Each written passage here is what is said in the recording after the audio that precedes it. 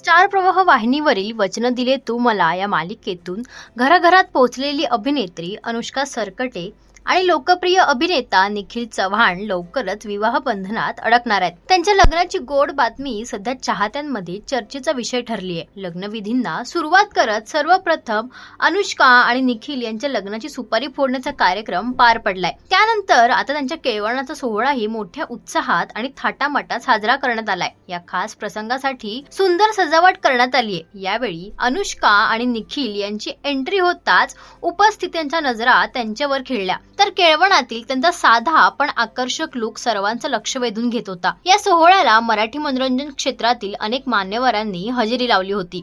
लोकप्रिय अभिनेते भरत जाधव आणि जयराज नायर यांची उपस्थिती विशेष लक्षवेधी ठरली। तसेच निखिल अनुष्काच्या कुटुंबासह अभिनेत्री शर्मिला शिंदे देखील या सोहळ्यात सहभागी झाली। केळवणा दरम्यान अनुष्का आणि निखिल यांनी एकमेकांसाठी खास उखाणे देखील घेतले, तसेच एकमेकांना 7 जन्म साथ देण्याची वचने देत आपल्या प्रेमाची सुंदर कबुली दिली। अनुष्का सरकटे आणि निखिल चव्हाण यांचा विवाह सोहळा 24 जून 2026 रोजी पार पडणार आहे। त्यांच्या लग्नाबाबत चाहत्यांमध्ये प्रचंड उत्सुकता पाहायला मिळते। अनुष्का आणि निखिल यांच्या लग्नासाठी तुम्ही किती उत्सुक आहात हे आम्हाला कमेंट करून नक्कीच सांगा।